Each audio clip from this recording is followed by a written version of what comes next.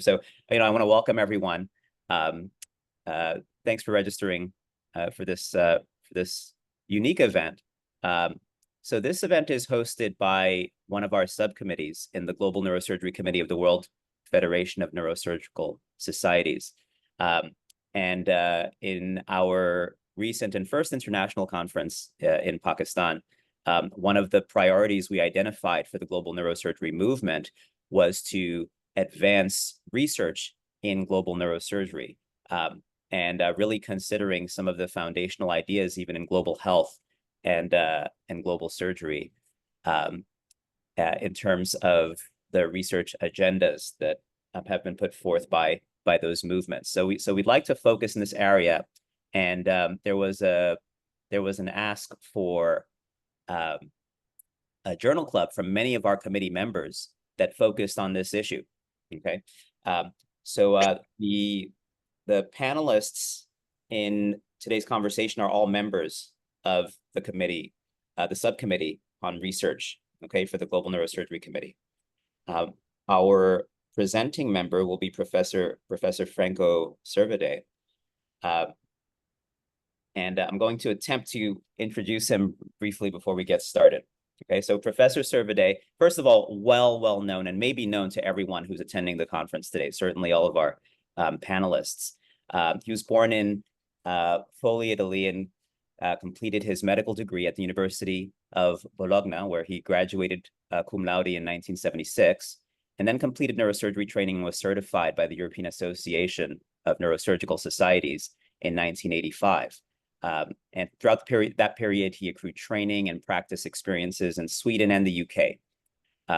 Subsequently, from 1985 to 1990, he was a staff neurosurgeon at the Bellaria Hospital of Bologna, followed by appointments as the director of neurotrauma and emergency care at the Maurizio Bufalini Hospital Center of Cesena. Sorry for the pronunciation, Franco. For 17 years. Correct. For 17 years, great. And then subsequently, he was director of neurosurgery and neurotraumatology at the University Hospitals of Parma and Reggio Emilia in Italy from 2007 to 2016, and has been a full professor of neurosurgery at Humanitas University in Milan since 2017. Professor Servadei has been honored as a visiting professor at multiple institutions worldwide, and was chair of the World Federation of Neurosurgical Societies Neurotrauma Committee from 2002 to 2007. I'm sorry, 2009 rather. And then he was president of the Italian Neurosurgical Society from 2010 to 2012.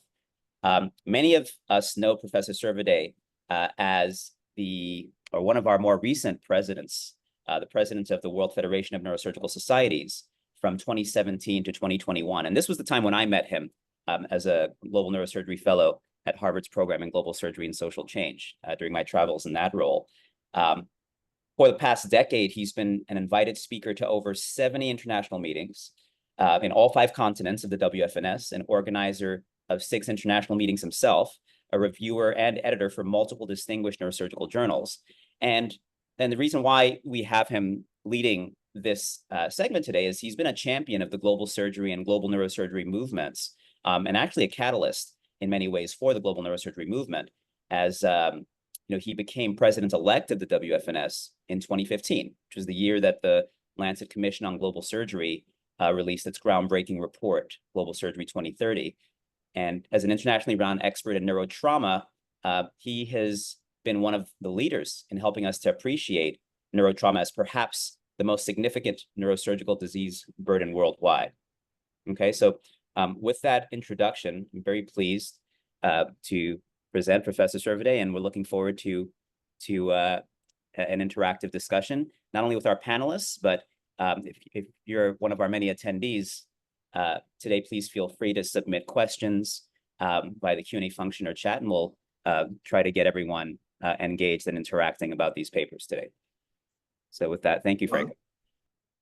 Thank you, Ernest, for the very nice introduction. And during my presidency of the World Federation and even afterwards, we realized that there was a huge disparity in the world about the workforce production, scientific production, availability of neurosurgeons. This was also addressed before we arrived at the World Federation by many colleagues.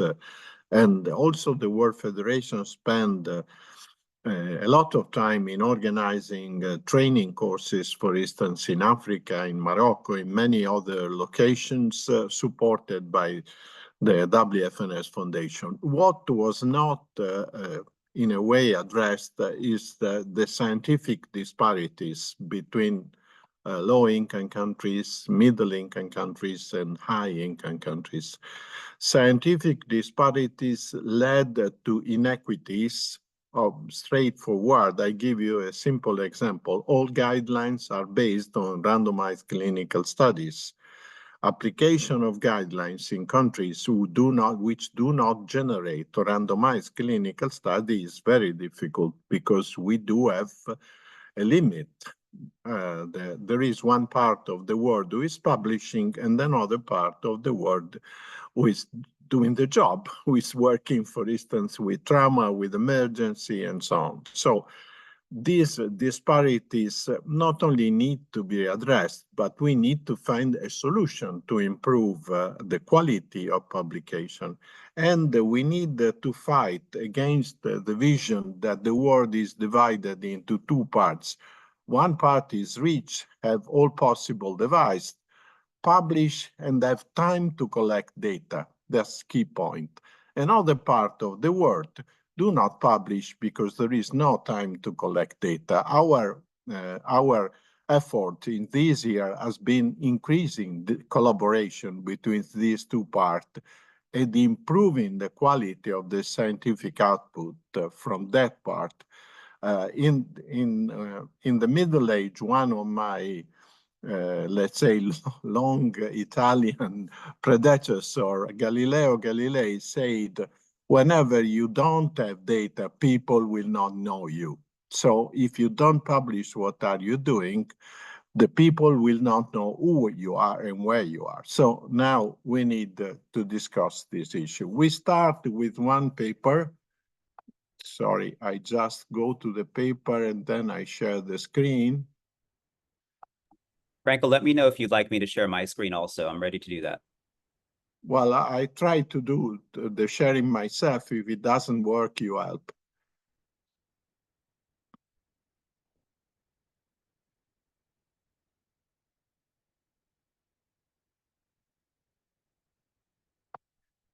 Okay, let's see if it works.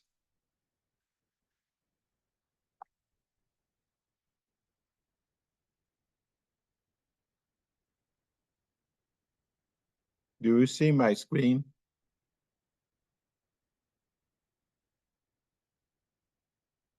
Hello? Sorry, I was muted. Yes, we do see your screen. It's not in presentation mode, but we're seeing the whole PowerPoint. Now it's in presentation mode. Yes. Okay, so this is a paper which is not dealing specifically with the low middle income countries, but is a paper based on the 6 most common major neurosurgical journals. All of them are from US. This biometrical analysis is very interesting and has been published in 3 parts. Unfortunately, part 1 is easy to reach because it's published in World Neurosurgery. Part 2 and part 3 are very difficult to reach because they are in East European journal. But anyway, as you see it here, they have taken the output from 6 major journals for a period of 10 years, and they have seen which are the countries who are most publishing. We are not talking about low middle income countries. We are talking in general, which are the country most publishing in neurosurgery in 6 journals, which are, by the way, the highest impacted journal in neurosurgery if we take off the Journal of Neurosurgery and Psychiatry, Neurology and Psychiatry, where neurosurgeon now publish very little, very short number of papers. So if we look at this data, you see that these are the 6 journals: Journal of Neurosurgery, Neurosurgery, Journal of Spine, World Neurosurgery, Pediatrics and Operative Neurosurgery. This is very common for every paper published in PubMed.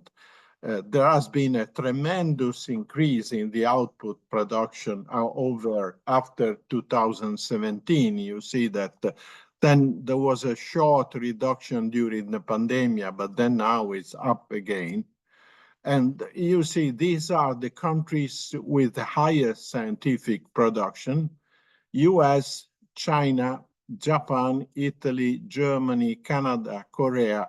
The first country coming from the so-called low middle income countries, India, who is located at 8th place. So as you see, the US by itself accounts for half of the production all over the world, followed by China, Japan, Italy, and Germany. These are the scientific production in the countries all over the world. So most of the scientific production is located in Europe, in US and Canada, and in the East, in China, Japan, and Korea. So India arriving 8th in this scoring. If we look at the trend of the most publishing country in medicine in the world, I'm not talking about neurosurgery. We are talking about scientific production in any field of medicine. We realize that neurosurgery is not an alien situation. It's the commonest situation. Because if you look at this, you see US, China, UK, Germany, Japan, Italy, France, Canada, Australia, the same. So let's say the possibility to publish in neurosurgery parallel the publication in all fields of medicine. We are not different from any other kind of medicine publication. Even if we look at the general, in the first 10, India disappear. So we don't even have India among the first 10 publisher of medical papers, not only neurosurgical, general medical papers. So in the first 10 publisher all over the world on medical papers, there is no one low middle income country, 0. If we look on the right, we have the citation index. And there are changes among this scoring. You see that China is here. So China has a very high production, but a much lower rate of citation, whereas US also has a much higher production than citation.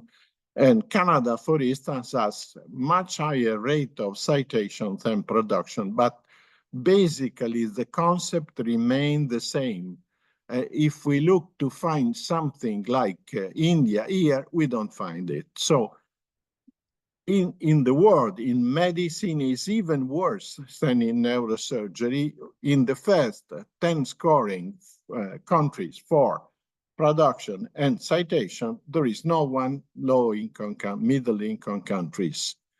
As you see it here, the role of low-middle-income countries, as you see, the low-income countries is blue, and the low middle income countries green. You see there is nothing there. So very little, but very little you see. Here in Asia, there is some low income countries publishing, very few in Asia, in Africa. So, and North America and Europe and Asia, high income country have a prevalent role.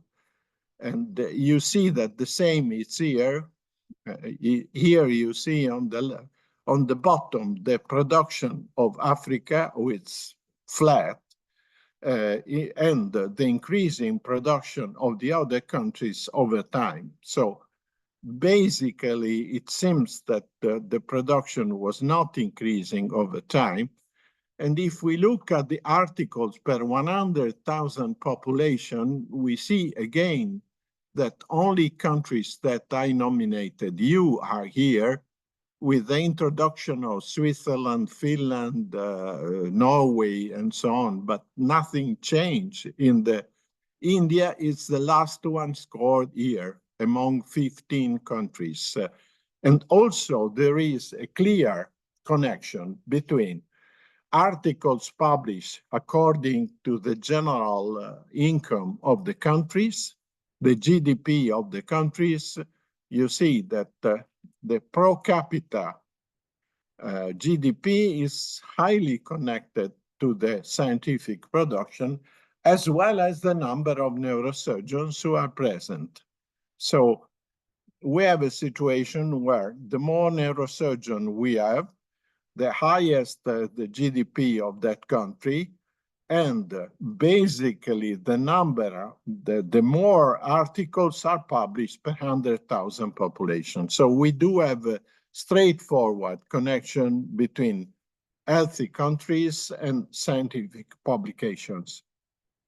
That's the last slides of these papers, and you see that also, if we look at the type of papers who are published, you see these are short survey, review, and these are articles. You see that only India is scored in this situation. And you see that in India, anyway, most are review articles and much fewer original papers. But the scenario is clear. The neurosurgical scenario parallel the worldwide scenario for medicine by having in the first places of the countries more publishing, basically Western countries, US and Canada, Japan, Korea, and sometimes China.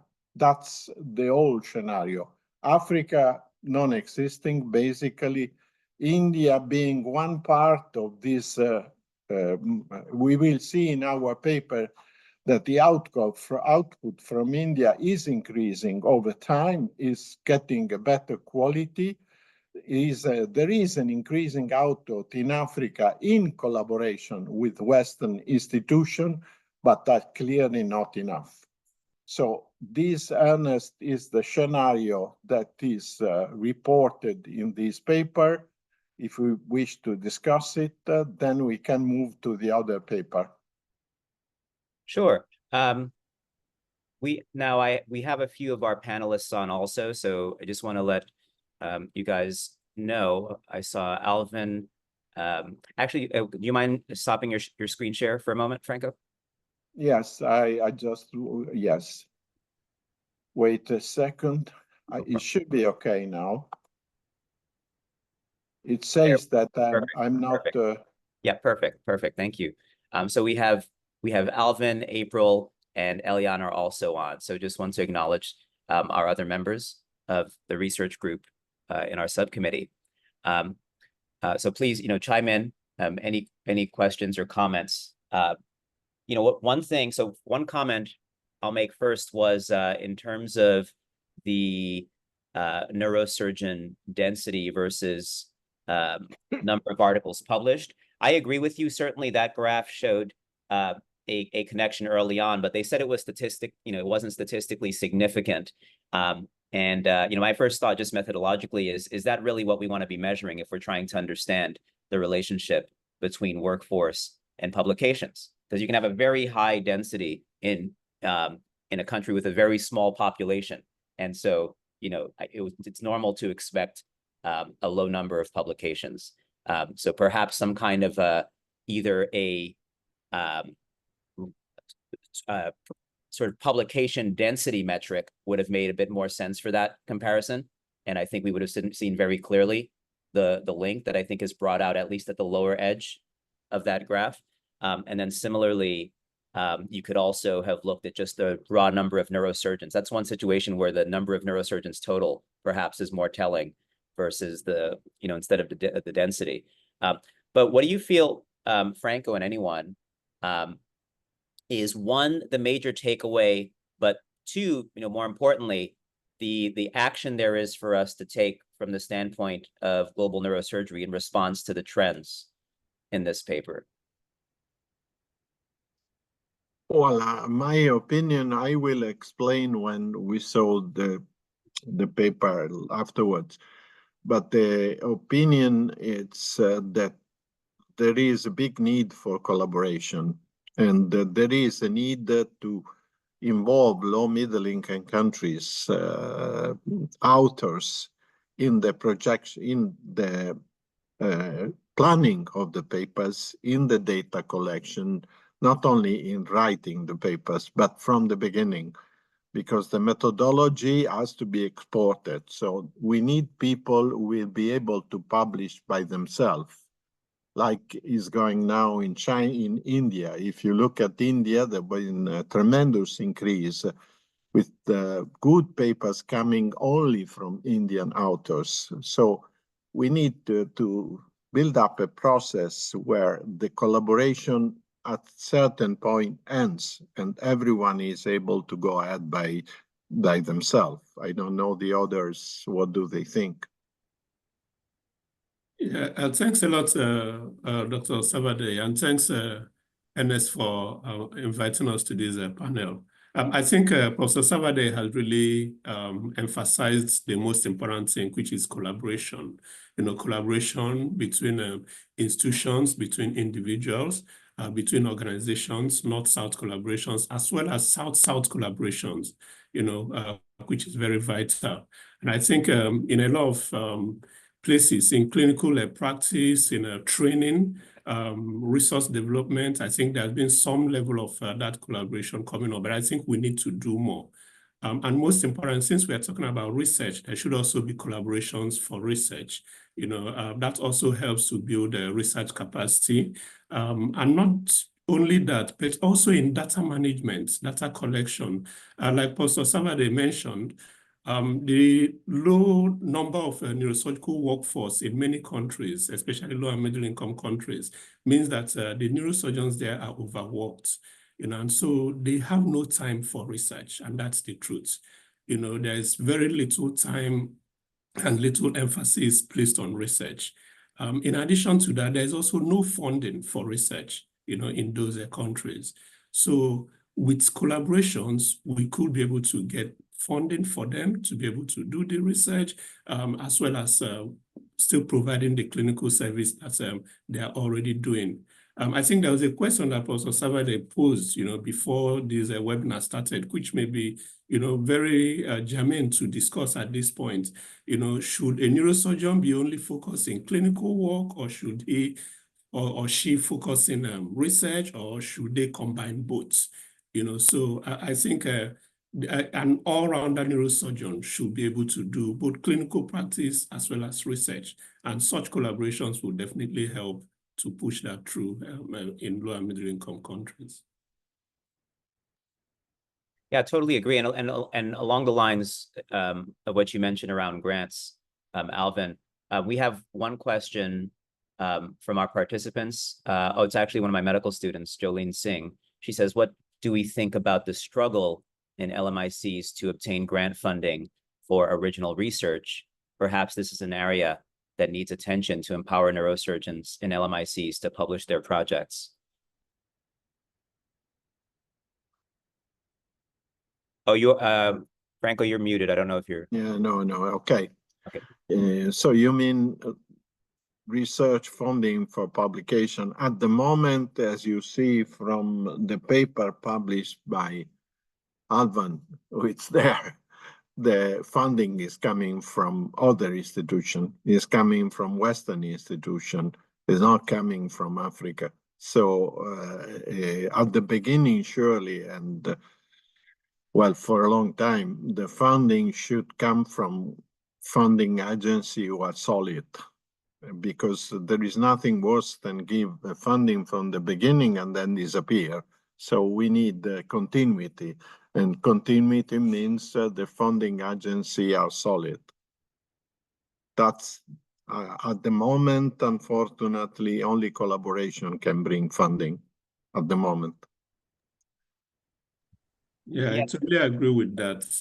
So that's why we really need those collaborations, to help bring the funding for our colleagues in LMIC countries to be able to do good research that could be published in these high impact journals, which is another point I wanted to bring up. So this paper that Professor Servadei discussed, had focused on the top 6 neurosurgical journals. And now, unfortunately, those top 6 neurosurgical journals are all domiciled in the US, and that is also a limitation, because then colleagues from LMICs may need to pay high article processing charges to be able to publish in some of these journals. And even in accessing the publications, there is a paywall, so they also need to pay to be able to access those publications. So those are all issues that limit research publications from LMICs and ability to access research, because the more you access what other people have done, then you'll be inspired to also write up some of the things that you are doing. Yeah, I completely agree. But one comment in relation to this, and then we have one more question that we'll go to from the audience until before we start on the next paper. I noticed that obviously not only the absence of LMICs from this first paper, but the overwhelming majority of production coming from the US, right? I think that's a major takeaway of this. I think it's related to what you talk about, Alvan. And I was also, as Franco had mentioned, even part 2 and part 3 of this series were more difficult to get because they were in more local journals that actually weren't even represented in the paper. And so there is the question of local production. But what I considered was how much this reflects not only the situation in medicine, like Professor Servadei said, but it reflects the situation in international and global health policy, and in the global health space, there is a lot of talk about concerns around the neo-colonialism. There's a lot of suggestion that there is a neo-colonial paradigm in international health policy when you look at major funders of global health and sustainable development initiatives like the World Bank, like the International Monetary Fund, and you look at the relative contribution of the United States to those funds, which is enormous, right? Far, far out of proportion to any representation, any idea about democratic representation, et cetera. And that's certainly, that's even true about the UN more generally. I mean, that kind of massive financial contribution from a country is certainly going to color the decisions and policies in a certain way. And I think we're seeing that reflected in some respects by the trends in this paper as well. So the question, the last one before we go into the next paper. Okay, so Bernice Gulek, actually she has 2. So I'm just going to read both of her. I don't know the gender. I said she. I don't know that for a fact. So Bernice Gulek has contributed to 2 comments. I'm going to read them through here. The first is the issue lies in the infrastructure of doing research. Oh, yes, she. Thank you, Bernice. Okay, the issue lies in the infrastructure of doing research. 1, how does the research integrate into formal education? 2, when the surgeon or any other workforce member identifies a specific clinical question and turns it into a research paper and solving the problem. We can do research for publication, but the impact of the research would be more important in my mind. Does the surgeon have dedicated time to conduct research? And then in the next comment, Bernice says, the role of local societies also should be considered. For example, mentoring younger surgeons, but also the local societies to perform a task, to form a task force to develop guidelines on a specific issue, like in the high-income countries. So very relevant comments. Does anyone on the panel want to respond to any or all aspects of Bernice's comments before we? Well, Ernest, that's our comments. We share them. we agree with them. We cannot discuss because we agree with them. I wanted to add something to the question of the publication. The situation now is different from the situation we had a few years ago. Now, a few years ago, the world was divided into predatory journals, were asking you a lot of money to publish your papers, and papers with free access, where high quality review was accompanied by free publication. Now, the situation is the journals, we don't call them anymore predatory. There are free access journal who requires for you to pay, let's say, between 2,000 and 3,000 euros for a publication. But if you publish in the Journal of Neurosurgery or Neurosurgery, the publication is free. But if you want free access, you need to pay $5,000. So, you know, since free access now is indispensable because a lot of the world will not have access to your publication if they have to pay, then basically the situation became equal between the publication where you have to pay and publication where you shouldn't pay, because anyway you have to pay the free access way to get into. And the second and last, I was at the British Congress of Neurosurgery and the NTS now in Cambridge, and there was a presentation from Tanzania where they did a survey among the Tanzanian neurosurgeons about the access to paper published by Tanzanian authors, though their own papers. Only 30% had access to this paper. So 70% of the people who generated papers had no access to the paper. This has to be solved.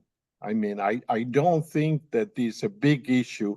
Now, most of the journal have section on global neurosurgery. We have to solve the issue of accessibility. We cannot say that I build up a section of global neurosurgery, then if you want free access, you have to pay $5,000. I mean, the two things are not working together. Right. Franco, this reminds me of the very high fees that are requested for the global neurosurgery sessions at our neurosurgery meetings. Okay, so same thing. Correct. So why don't we go into the next paper, Franco, and feel free to share your screen on this one, and I'm sure we'll continue with similar comments. Oh, you're muted. Yeah, you want me to speak about the other paper, and then Alvan will speak about I think so. I think so. I mean, we have Alvan here. So, and do you want me to share my screen on that one, or are you going to do that? No, it's okay. I tried to do it like we did before. Okay, great. Just give me 1 second.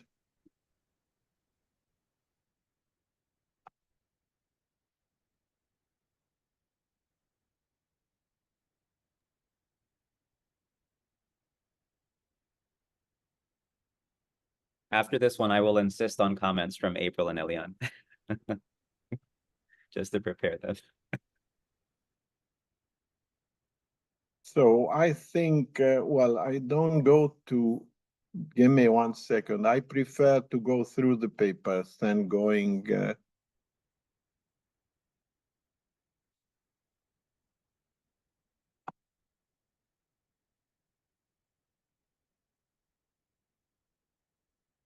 Okay, here we are.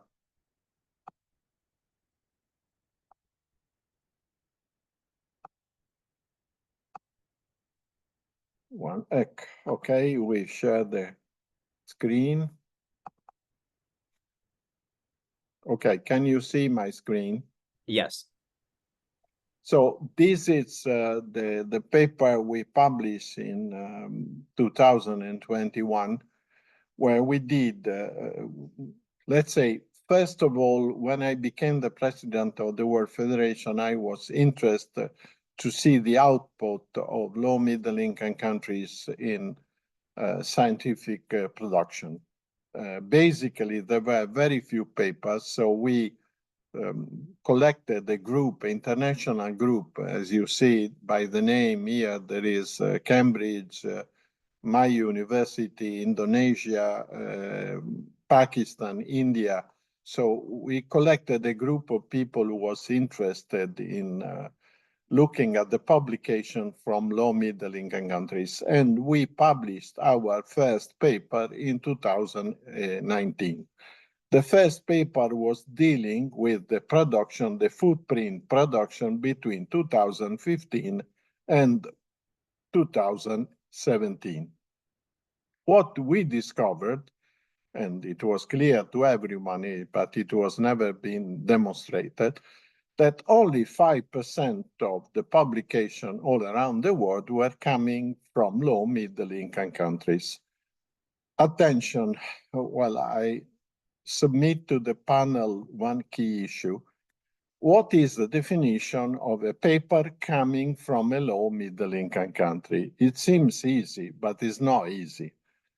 Before we realized this overview, the definition was even one author from low middle income country among 12 authors was enough to score the paper as coming from this country, which is the policy of PubMed. PubMed policy is attributing the papers to all the countries of the authors. If 12 authors coming from 5 countries, the paper is attributed to 5 countries. We decided at that time, there was no previous experience, so we decided that we should have the first author from low middle income countries or the majority of the authors. So 10 authors, 6. Otherwise, we didn't score the paper. We have been criticized because with this policy, we excluded quite a number of collaborative papers between US and Africa, for instance. But we thought it should be clear that the participation as authors to this production was the most important. Afterwards, the last paper we published in Neurosurgery and the last papers published took another definition, which is the Scopus definition, which is either first or last or corresponding. One of these 3 attributes to the country the paper, which is another issue. So in this paper, to be comparative with the previous paper, we use the same entry criteria, meaning either first or majority of authors. So if you look at the study, well, as you see it here, sorry, but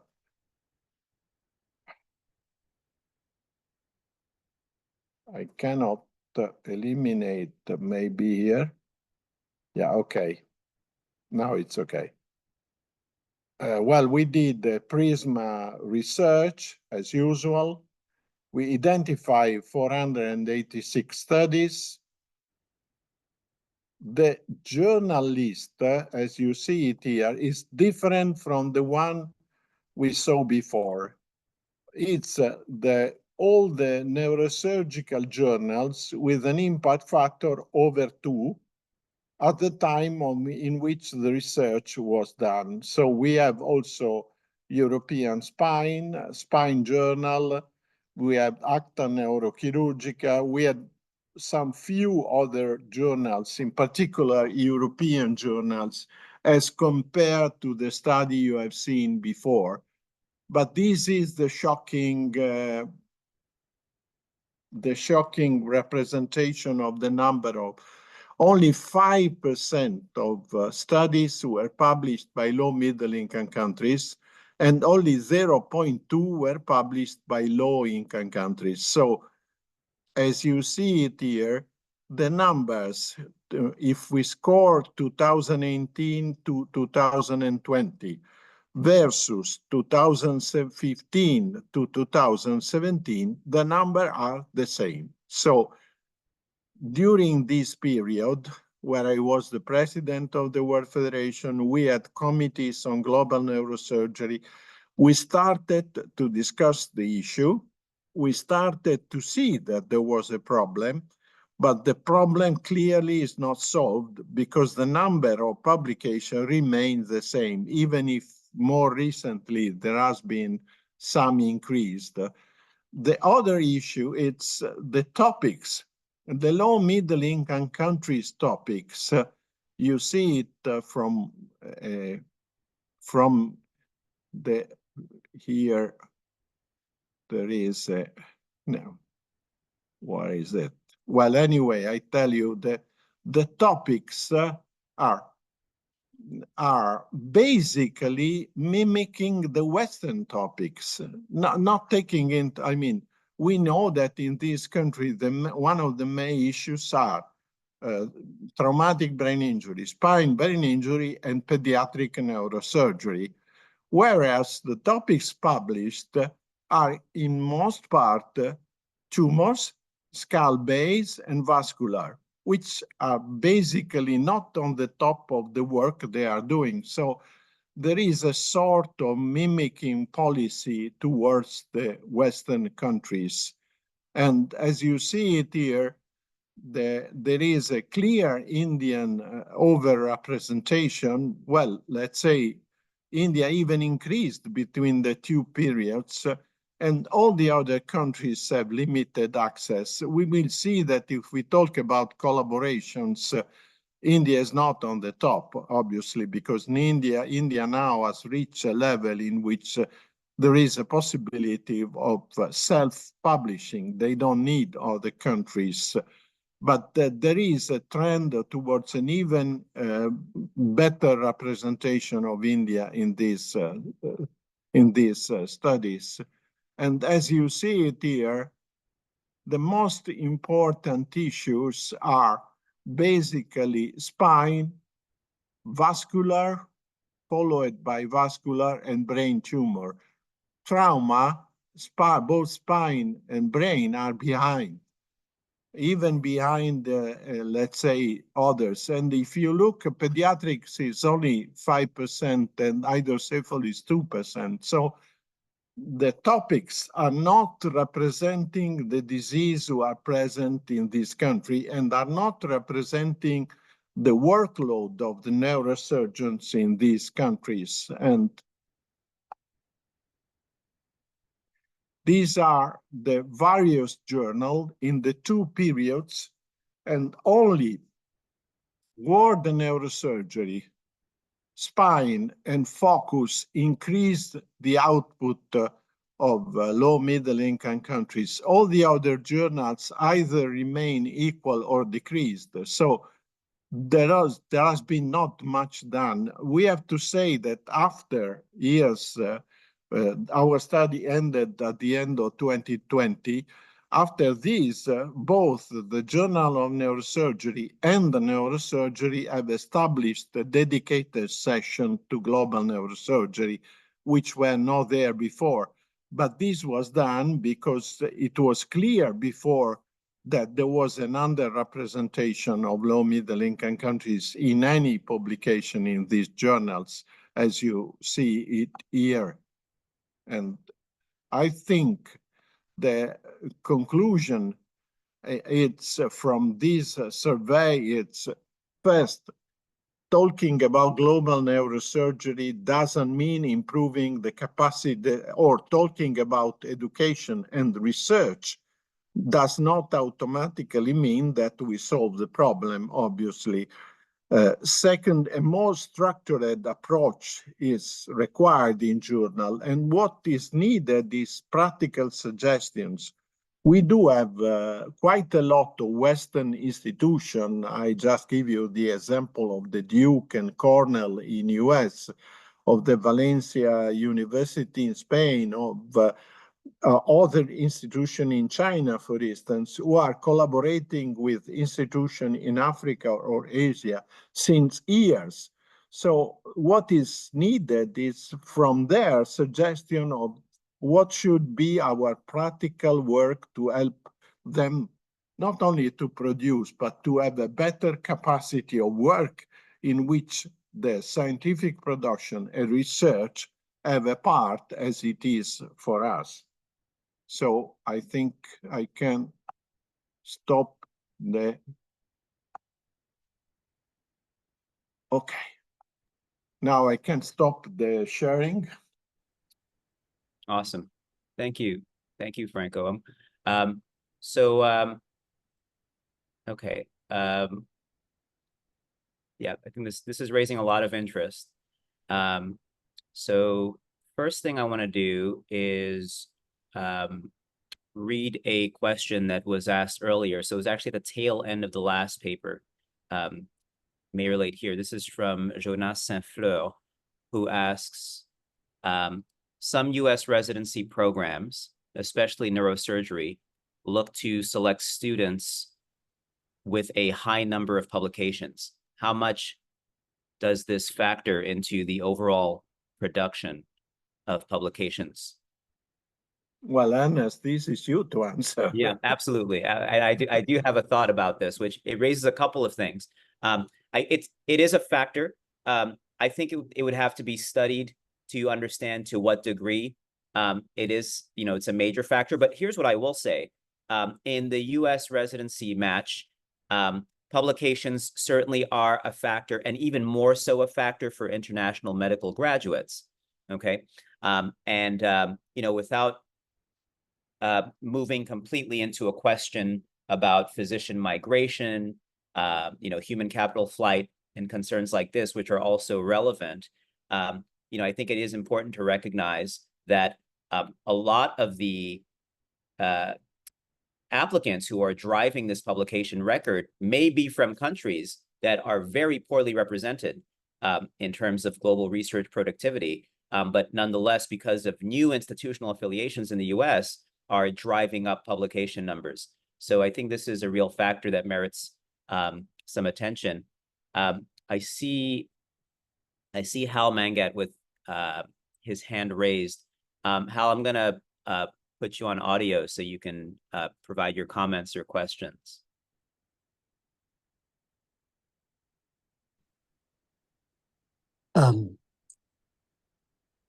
Hi, good morning. This is Hal Mangat. I've been involved with the Cornell Tanzania collaboration for over a decade. Thank you, Dr. Servadei, for a beautiful talk, and Ernest for organizing it. I think to your comments, Dr. Servadei, we've learned a lot of lessons in our collaboration. I think the number one is the longitudinal collaboration over a decade. When we started, there was we were mostly doing clinical capacity building, and then we transitioned to education with our annual course, and which used to be about 30 to 40 participants and now has over 200 participants every year. And the third frontier then became research, a big basis of that being when we started off, at least when I joined Roger in his third year or so, there were 2 neurosurgeons at the National Institute, and today they're in the vicinity of 10.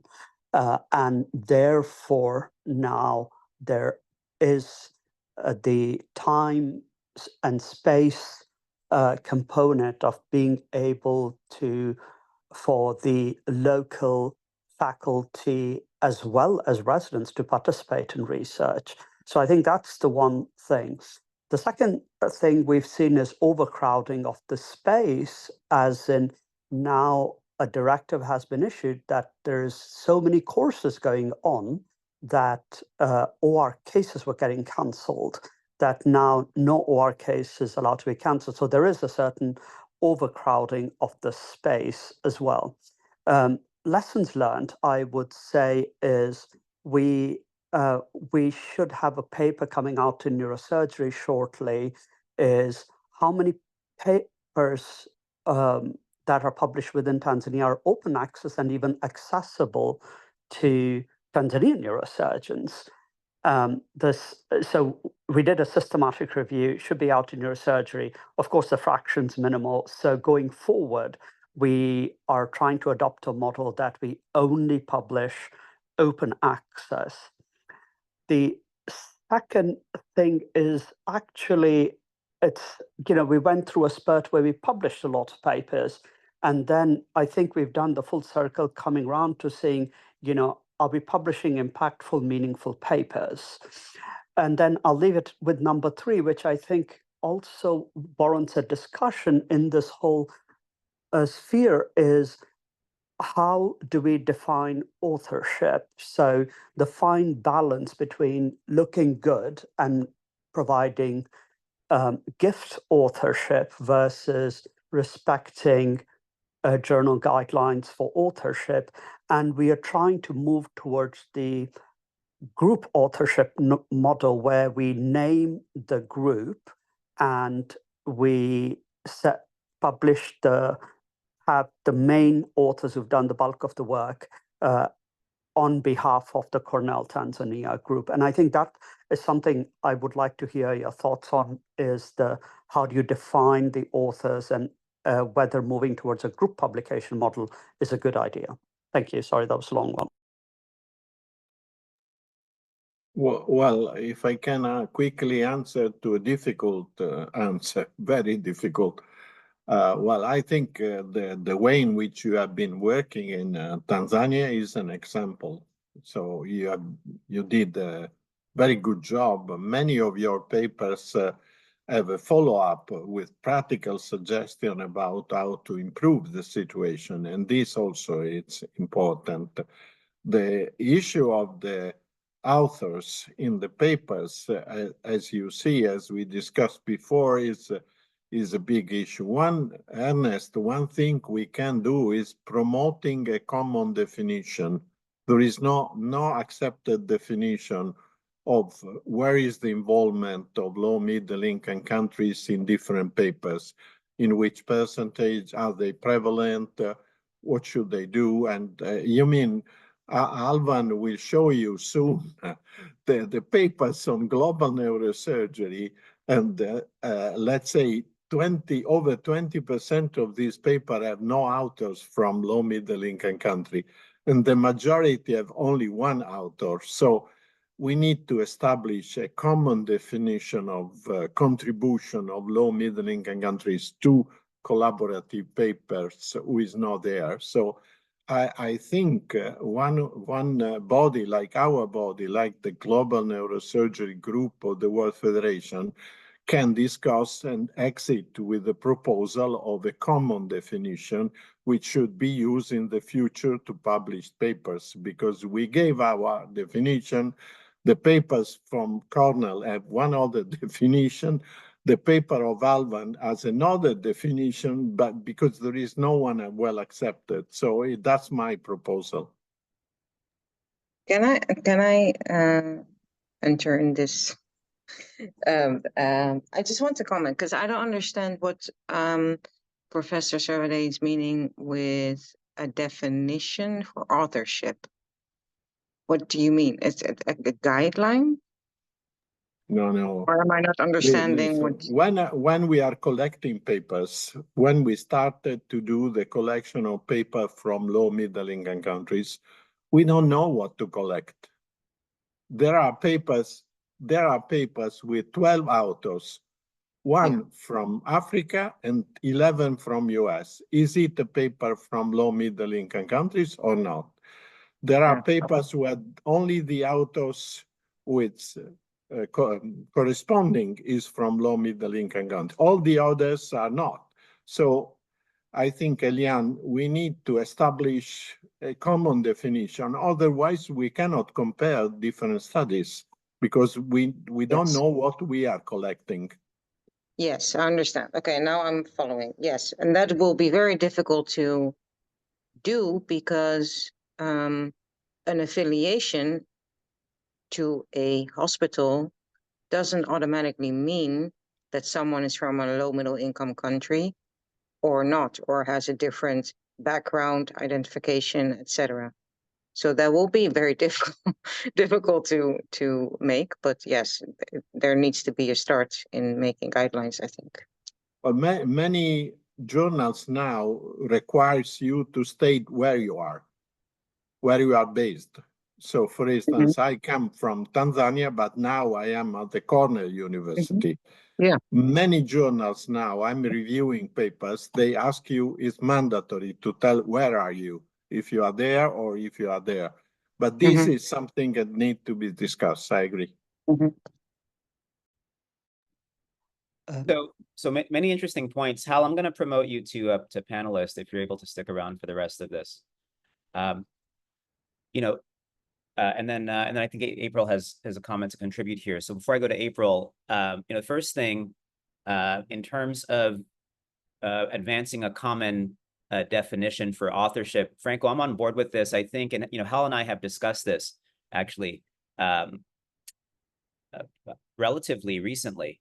The fact that, or the question about whether, first of all, I see MJE guidelines,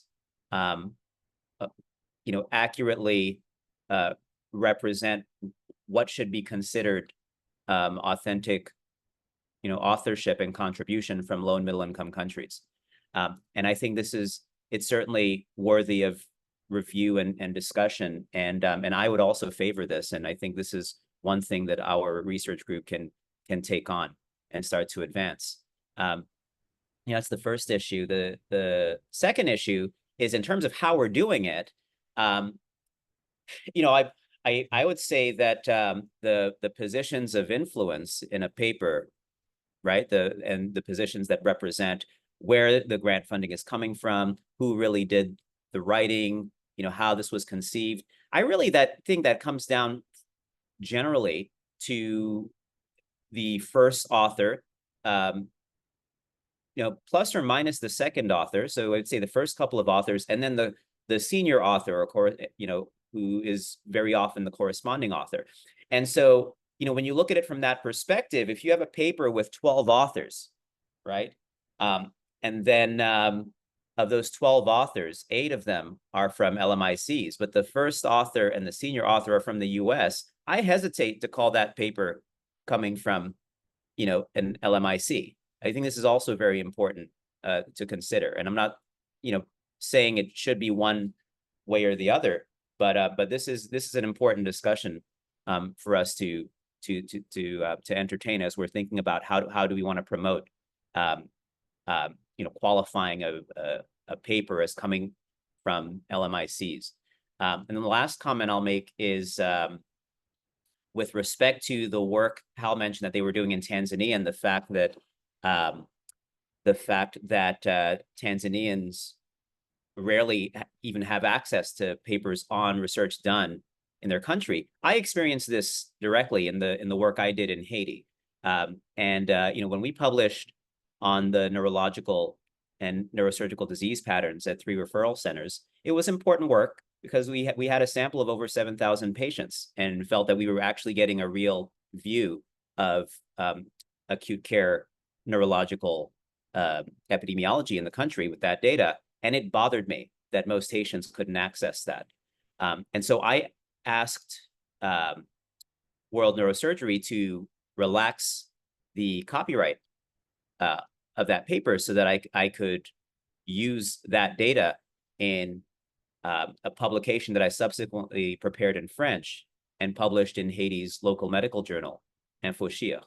And that was welcome. And now all of a sudden the Haitian medical community had, you know, full access to this. And I actually included some additional data that wasn't even in the world paper, just because I couldn't deal with that disparity. It seemed to be, you know, completely contradictory, like antithetical to the whole reason for doing the work in the first place. So I think this is also an important issue for us to think about as we're publishing in this space. April, what comments would you like to offer here? Thank you, Ernest.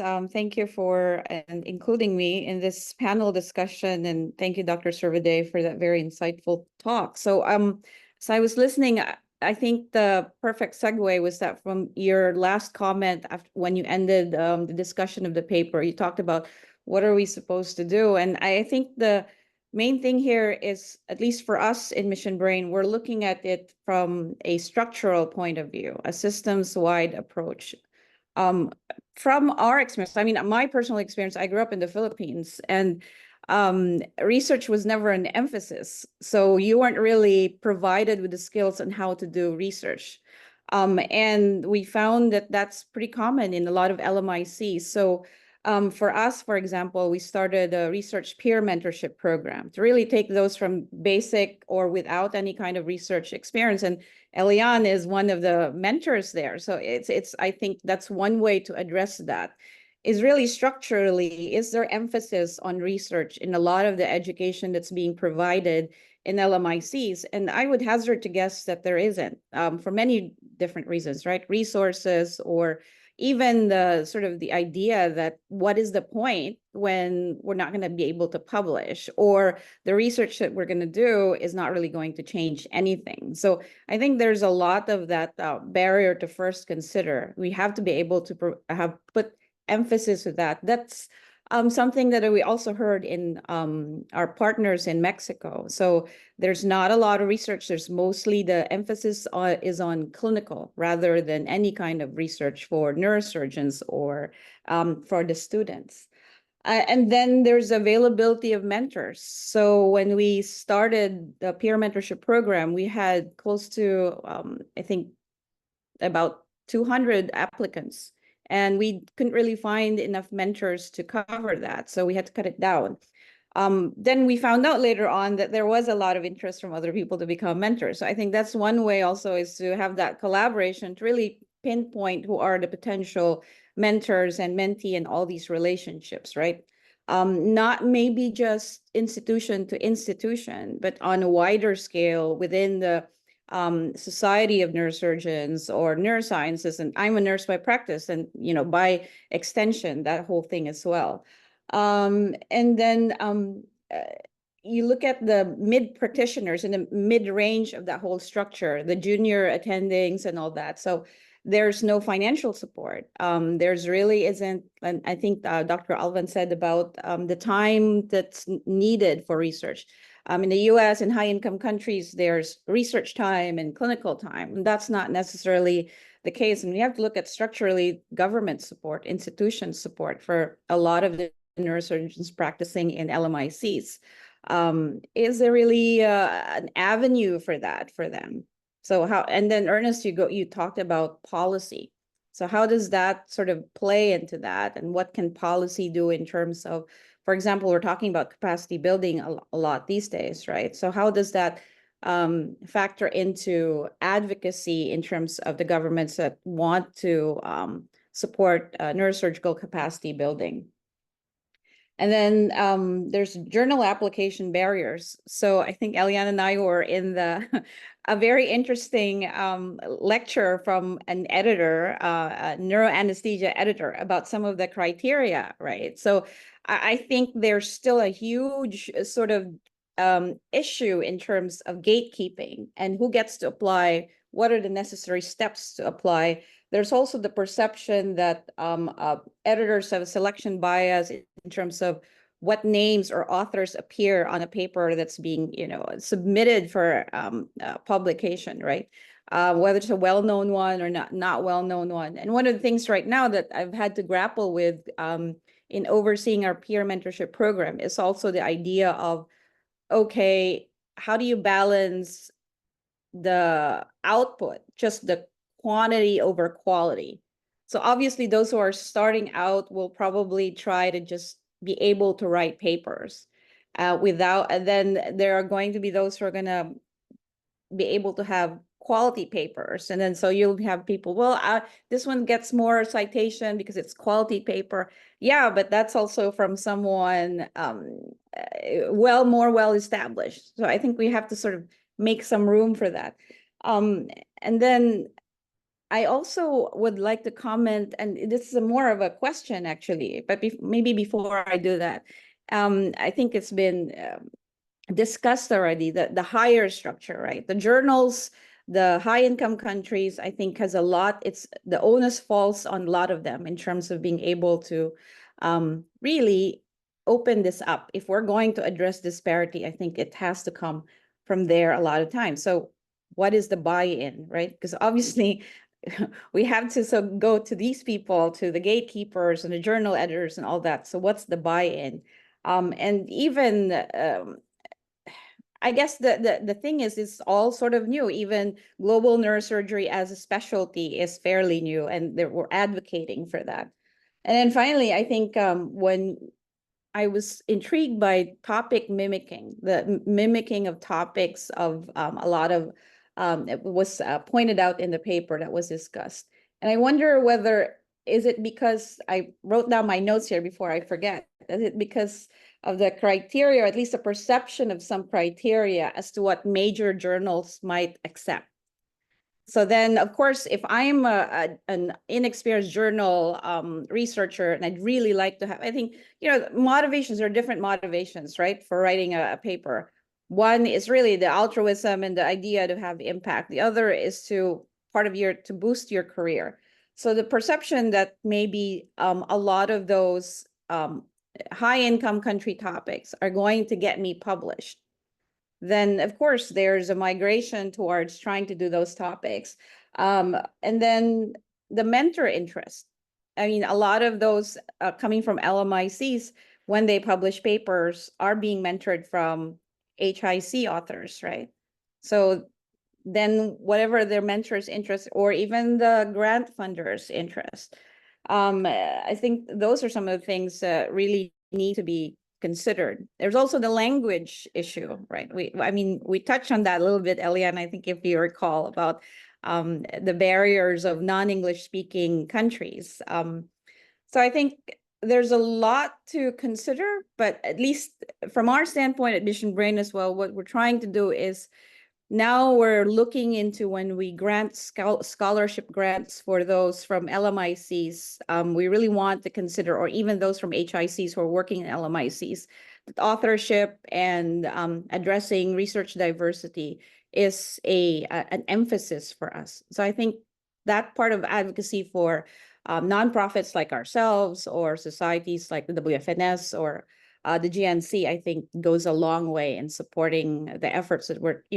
the goals that we're trying to advance here today. So I think that's long, but you wanted me to comment, so that's my comment.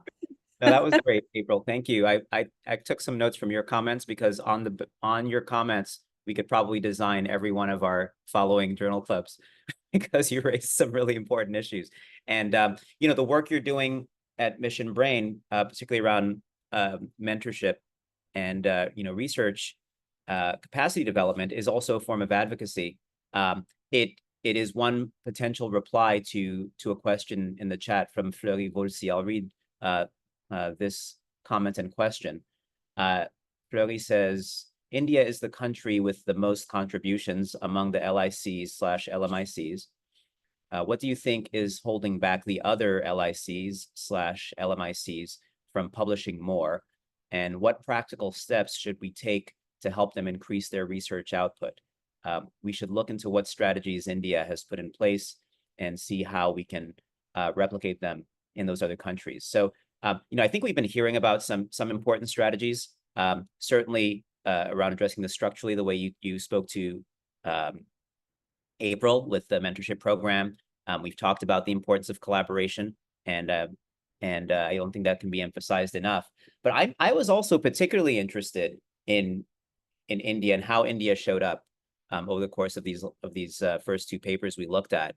Do you have any insight, Franco, or anyone else, into what has driven the sort of the boost in academic productivity from India versus other LMICs? Well, India has a long tradition of a strong British educational system. And many of the Indian neurosurgeons that we know have been educated in the Western. So when they came back, they brought with them strong research and education programs. If you want to become a neurosurgeon in India, you have to go through steps which are very similar to ours. So it is, in a way, also remember that India's production is underestimated, because the Indian journal It's called Neurology India, not Neurosurgery, because Halinder knows the Indian journals and the Indian Society of Neurosurgery is called the Neurological Society of India for historical reason.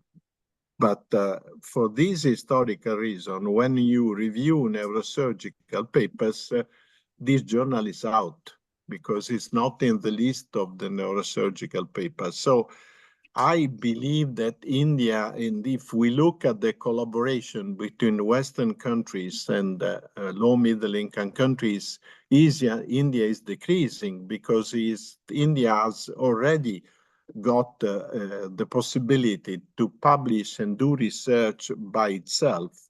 And we have to consider that in recent randomized clinical studies, Indian centers have been involved. If you look at the data from the acute subdural hematoma randomized ICP study, 40% of patients came from India and Pakistan. So there is already a tendency to involve Indian researcher and Indian patient into complicated randomized studies. So I think India is stepping up, and it's a similar way to the way that China has followed in another system. The system is totally different, but in a way, the education in India is improving. If I may share my own personal story, being Indian in background, but I sort of only went to India for my medical school, and in my internship, a faculty member suggested a research project that eventually ended up becoming a phase 2 trial. And this is 1994, so it's 30 years ago. And we submitted the paper to CHEST 30 years ago when I was like a low-lying intern. And we had comments from, incidentally, when it was Index Medicus and not PubMed, we had comments about everything from line spacing to font and everything. The last comment from the editor was if we changed our conclusion, they would reconsider and potentially accept it into CHEST. And my mentor put a lot of pressure. He's like, you're going to get a really strong publication, will help you get into residency, just change it. And people who know me will know how stubborn I am. So I didn't, and we presented it elsewhere, got published. But I think those are the things where these are the unseen pressures, forces that also drive research that, for example, strategically placing an author as a corresponding author to try, to be able to publish open access and so on. I think that these are, we also, while we work on the mechanics, we must also work towards making sure while we do that, we continue to uphold the integrity of the work being done. I think I think India is a great lesson, not just in research, but if you look at neurosurgical implants or any materials that are required, how India has been resourceful to be able to accomplish all that. A lot of that has been on the back of a British-style education system.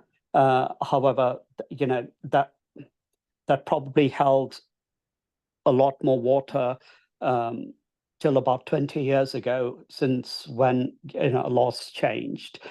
Another comment I wanted to make was I wonder if, as an organization, there should be an effort to, one, actually map out all the collaborations in terms of what's happening of crowding of the space, and in a sort of very harsh way, colonialistic approach on research.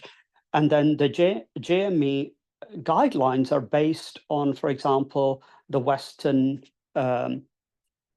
resource system, you know, where people have time for research and so on, whether these need to be adapted to, you know, surgeons who work 12-hour days and then are facilitating remote partners into sort of collecting data for remote partners. I think those fundamental definitions of roles need to be changed. It's taken us a decade to change that, but I think those are certainly the steps to take, and to be able to form a coalition where all this work is potentially represented by, not fractured, but represented by, for example, a group like this or so, where resources are pooled, as opposed to there is now competition on the ground for access to sites, because global health has just become fashionable. Yep, thank you. Thanks so much, Hal. A lot of great points there. And given we have just a little over 10 minutes remaining, Alvan's paper will pull together a lot of these issues. I'm going to invite him to comment while I share my screen, unless you wanted to share something, Alvan. Is it okay for me to share? Yeah, I can share my screen. You can share your screen. Very good. Do you see my screen? It's coming up. I don't see it yet. Oh, there. Now I see it.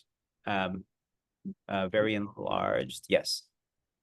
Yeah. Once again, thank you, Ernest, and for organizing this, and thanks, Dr. Servadei, for really leading this and doing justice to the discussion. So we adopted a slightly different approach from the other papers that have been presented. And basically, some of the key questions that we wanted to answer were, one, who is publishing? Where are they publishing? What is being published? And who is the audience? So who is the recipient of this publication? Again, is the publication accessible? And finally, who is funding these publications? And we started by maybe adopting a definition of global neurosurgery, as proposed by the Global Neurosurgery Committee of the WFNS, as the clinical and public health practice of neurosurgery with the primary purpose of ensuring timely, safe, and affordable neurosurgical care for all who need it. So in doing this, we then went ahead to define the countries, low and middle income countries and low income countries, from the World Bank classification. Again, we adopted some of the other limiting criteria, as other similar bibliometric studies, so only English language articles, but we expanded the dates, so that there was no date restriction. Of course, most of the articles were mainly research articles and review articles, case reports and other articles were excluded. So looking at the results, at the end of the day, we included 337 papers. So some of the key takeaways, which relate to all the discussion that we've been having today. So one key thing that we did here was that we searched multiple databases. So we didn't restrict ourselves to maybe only Scopus and Embase or PubMed. We searched at least six databases. We went ahead to search the Global Index Medicus, in order to include publications in journals from low and middle income countries which are not ordinarily indexed in PubMed or Scopus or Embase. So that way we're able to retrieve papers from African Index Medicals, the Latin American Index, and even the Southeast Asian Index. And that kind of expanded the number of journals that were also included. But at the end of the day, just like has been presented previously, the top journals remained some of these. So World Neurosurgery, Neurosurgical Focus, Journal of Neurosurgery, JNS Pediatrics, Child's Nervous System, and Neurosurgery.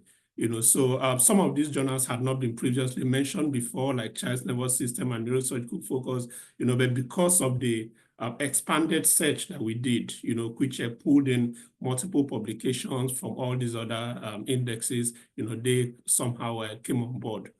In terms of the authorship, again, the US maintained the lead in the first authorships as well as the last authorships. But we then see that some other, because of our inclusion and exclusion criteria, the next country that we see was Uganda, which has a lot of collaborations with US-based institutions such as the Duke Global Neurosurgery, where I currently work, as well as the Cure Foundation and multiple other organizations. Of course, we also see Tanzania among the top 10. The work of Mangat, the work of Elegala with Madaktari Africa, Well Cornell, and several other organizations, also help to put Tanzania up there. And of course, India, and most recently, especially in the last 10 years or so, Nigeria has really had a remarkable output in the global neurosurgery literature. And then looking at the authorship by institutions, again, all these institutions are based in the United States, and most of them have collaborations, existing collaborations, long-term collaborations with the institutions in these in LMICs. Now we took a look at the funding, and then we see that the National Institute of Health Research, that's out of the UK, is the most prominent funder for global neurosurgical research. Of course, the NIH and NIH divisions, such as the Fogati, also fund significantly. But some of the other takeaways relate to the authorship, like Dr. Servadei mentioned before. So about 50% of the publications had only one author from an LMIC. In fact, we had more than a quarter of the publications, about 28%, which were papers published on LMICs, talking about neurosurgery in LMIC settings, development of neurosurgery, capacity building in neurosurgery, yet they did not include a single LMIC author. And then we had very few papers which had maybe at least 2 or more than 3 LMIC authors. So this was really the highlights of the work that we did, the authorship distributions as well as the funding. We have gone ahead to, to do a little more work on the funding. We have a recent publication that has been accepted by World Neurosurgery, which should be published soon, which focus more on the connectomics between research, authorship, and funding for LMICs. And just to digress a little bit on funding, as has been pointed out, of course, we always say that the piper dictates, the one who pays the piper dictates the tune, right? So we see this is the global health financing, the most recent information on global health financing, and we see that as at last year alone, $64 billion was spent in financing global health all around the world. Most of this funding came from the United States. So in the first column, you see the sources of the funding. In the second column, you see the channels through which those funds were distributed. And then in the third column, you see, the focus for those funding, the areas that were funded. So again, we see that the United States took the lead, with up to more than 30% of the funding. We also had several other governments, including private entities like the Gates Foundation. And then looking at the focus of the funding, most of these are not neurosurgery related. So most of it are, infections, child health, maternal health, HIV/AIDS. Neurosurgery probably comes in amongst the non-communicable diseases, which are accounted for only 2% of the global health funding. So in funding global health, some of it also trickles down into research, so we see that very little is funded, it is kept aside for neurosurgery related conditions, of course, including research. So I think maybe I'll end there for now because of the time that we've already spent. Thank you once again, Ernest. Thanks, Alvan. Fantastic paper, and indeed pulls together a lot of what we've been discussing and raises some other new points of interest that I think are going to be worth building on in our future sessions. We're down to the last 5 minutes before we end. I want to read out the final 2 Q&As that I have here. One is a comment. It says from Bernice Gulek, who says, I think the group authorship fosters involvement at all levels and assists with mentoring, able to hear people from novice, novice levels that provide a unique lens. And I think that's a nod towards one of Hal's comments earlier about the value of group authorship. And then an anonymous attendee says, as the LMIC countries develop research capacity, quote unquote, to keep the trend and understand, may consider looking into first authors from LMICs and or include the number of authors that contributed to the publication over time. As the proficiency of researchers increases among the LMIC researchers, the demographic will change over time. So, so not so much questions, but highly relevant comments. So thank you both for that. You know, about 4 minutes left here.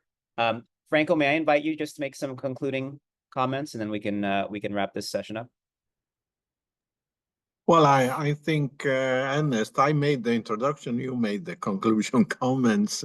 We have been talking quite a lot, and I think it was very fruitful discussion.